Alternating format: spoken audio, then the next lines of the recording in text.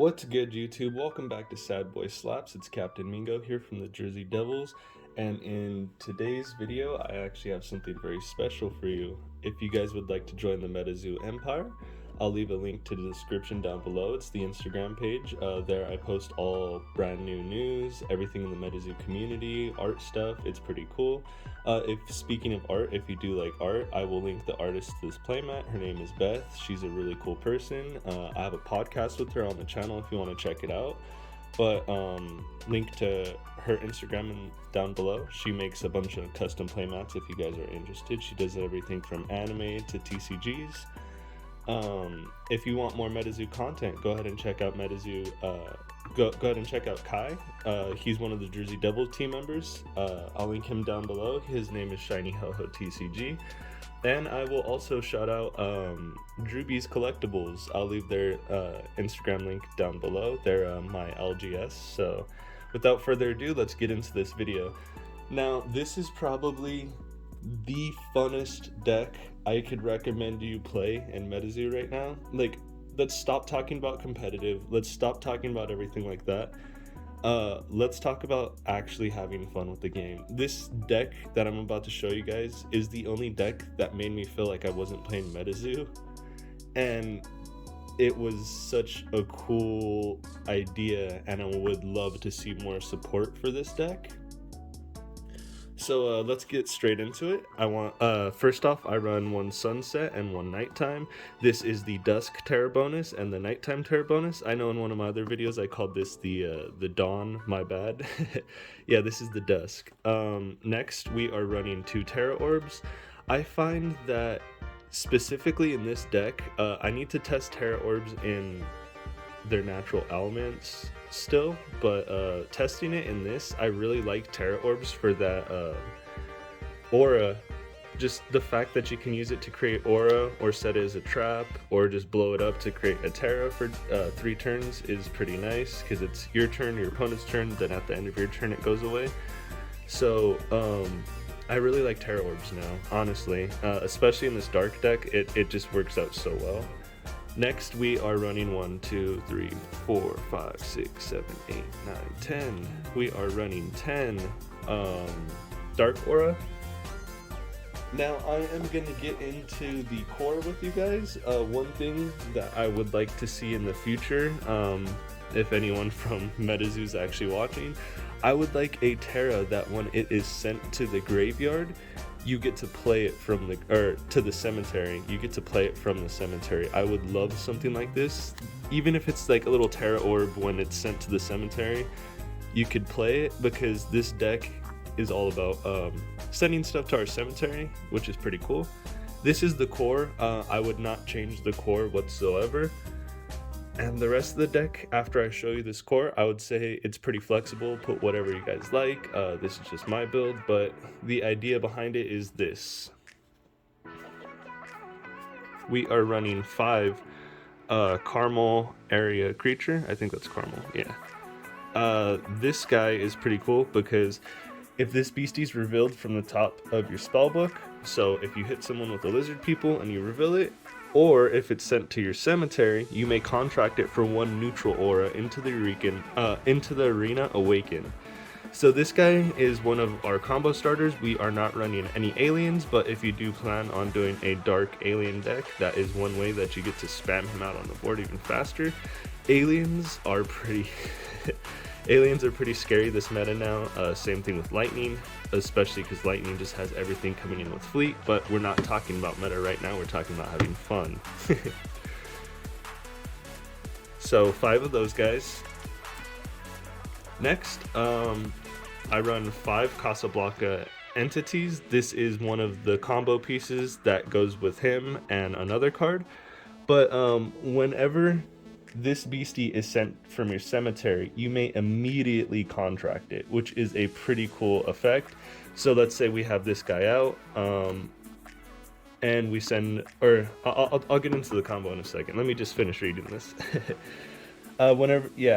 Destroyed, you may add or send another beastie from your limbo into the cemetery. So another beastie means not this one who got sent that turn, but if we have another one in there already, we could send that one.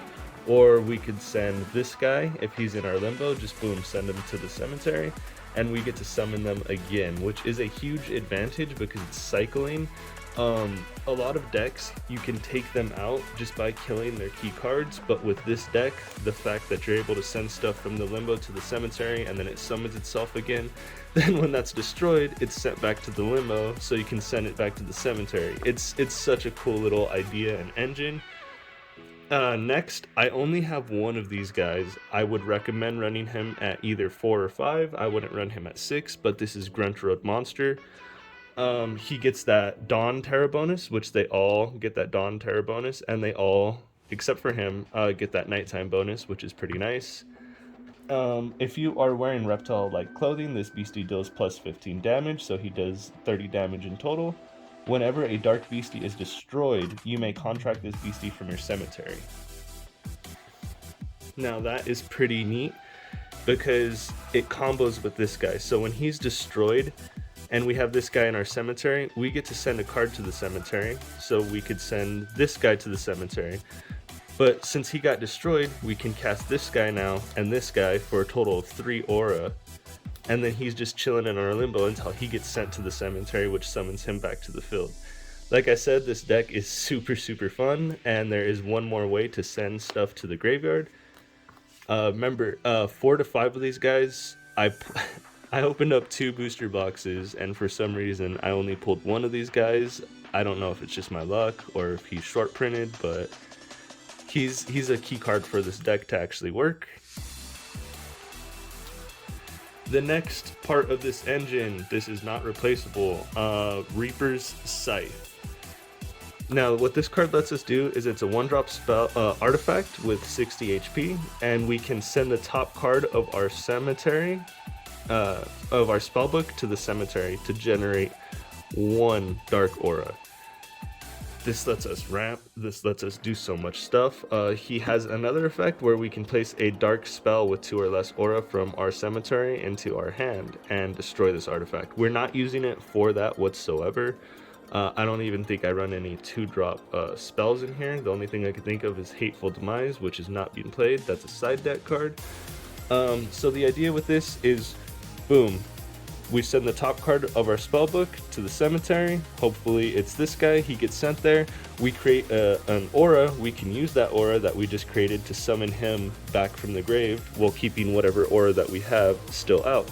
Now what's really fun about this deck is when you have at least 2 of these out and you're sending 2 cards and you're just milling your entire deck, cycling it out. The thing that is different between Metazoo and any other TCG is if you have no cards in your spellbook, it does not matter. You don't lose the game. You lose the game when your life points go to the end. So with this deck, you could literally mill your entire deck and just keep playing from your cemetery of cycling in a little circle, which is pretty cool. But for that to happen, we would have to have other ways to send cards to the cemetery, which is this guy mostly. So just make sure he doesn't get banished or anything like that. But this is the core engine. A recommendation for this core would be to have the Magic Engineer's Oil. I'm running it at 2 just because we have a high chance of sending this to the graveyard instead because of the Reaper's Scythe. But basically this lets us turn 1 our Reaper's Scythe. So we pair 1 aura, Engineer's Oil, awaken it. Next turn we can't use it, but this turn we get to use it, which is pretty cool. Yeah, I really like Engineer's Oil, but it is optional. It's not a part of the core. Just these cards are part of the core. Now let's get into the rest of our monsters. I am only running 1 Mothman. I like this Mothman because he's a 3-drop for 90 health. He has Flying and Fear. He does get that Nighttime bonus, just like all of our other guys. And when this page is in the arena, any beastie that is contracted by an opposing caster is inflicted with Scared.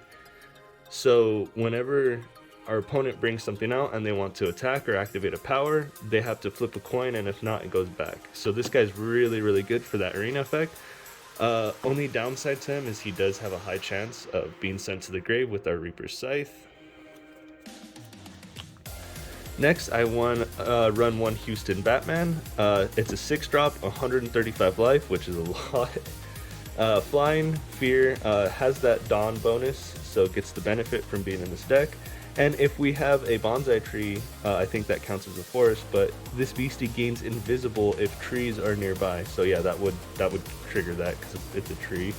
Arena effect. Whenever the coin flip for Fear is heads, you may have the target beastie stay in the arena instead.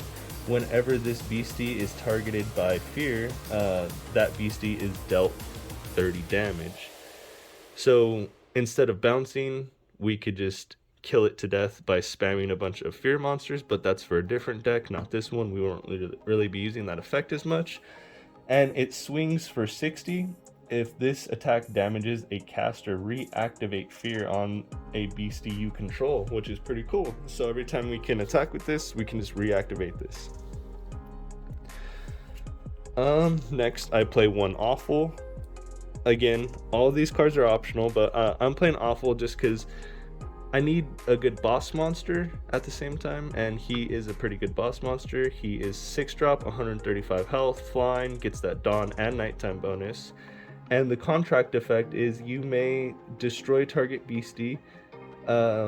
So on contract, we could just kill something. This effect cannot be prevented. If you do place this beastie into your afterlife, so we could just remove something if we really need to. The arena effect is this beastie cannot be affected by Fear or Scared, which is pretty nice for the mirror matches. And he attacks for 50 with Scared on it, so that's pretty nice in my opinion. Next, let's get on to the spells. So for our 1-drops, 1 New Year's New Beginnings, this is probably the best spell in this deck. I would highly recommend this. But if you're going for the budget-friendly build, you would not ideally have this. You would just have this core and whatever else you have at available at the moment.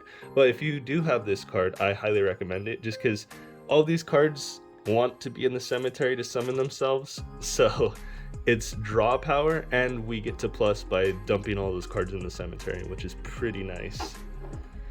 Next, 2 first-year anniversary celebrations. This card is very, very nice in this deck. The only downside to this card is the fact that it has a high risk of being sent to the cemetery, but that's what makes this deck fun, is the fact that not every match is going to go the same. It's either, oh, I sent the right cards to the cemetery, or I sent the wrong cards. It's just fun to play in general, and we don't really minus that much because all of our early game monsters don't have too many traits. And if we're going against Lightning or any trait heavy deck, this benefits us more than it does to them, because our monsters are just going to spam themselves from the cemetery, not having any traits, so this won't affect it. It doesn't stop our little combos from popping off, which is pretty cool.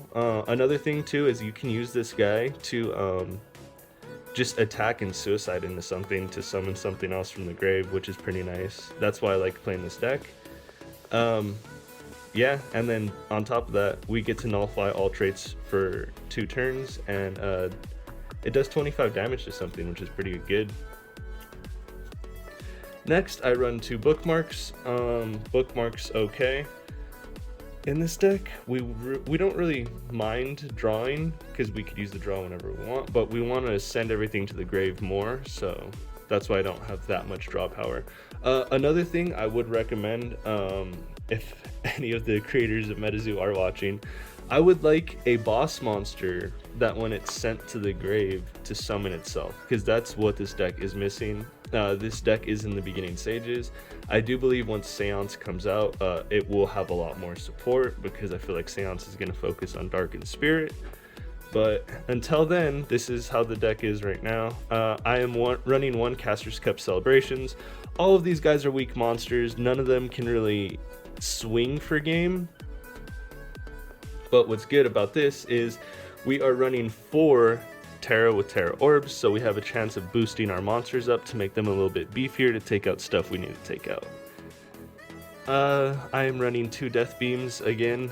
We do send a lot of stuff to the graveyard. We don't really want to send this to the cemetery, but it is a possibility of it happening, so just be aware of that.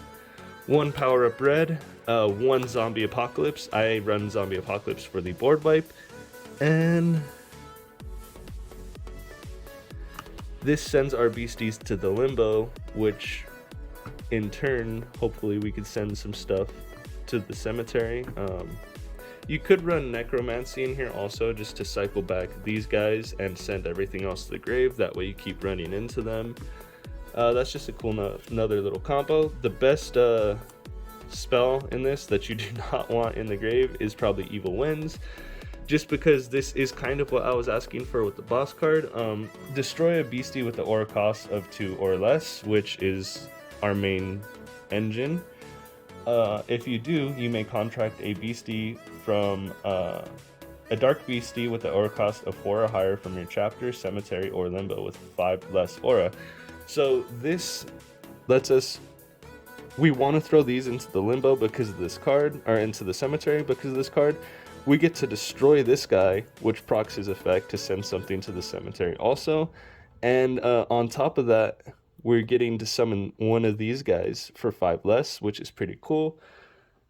I really like that combo in a sense. Another thing that I really like about this deck that I don't think I mentioned is it has a lot of aura ramp. Meaning, like, if we have both of these out, that's 2 extra aura on top of whatever aura we have. And we're running more than one of these, so we always have a way to generate aura, so summoning bigger beasties and spamming everything out from the grave isn't as bad as you guys think. Like I said, if you guys give this deck a try, I guarantee you it'll be one of your favorite decks just to play in general. It reminds me a lot of Light Swarm from Yu-Gi-Oh, honestly, but it's not Yu-Gi-Oh, it's Metazoo, and this is my favorite deck to play right now. And until next time, guys, I will see you guys in the next video. Peace.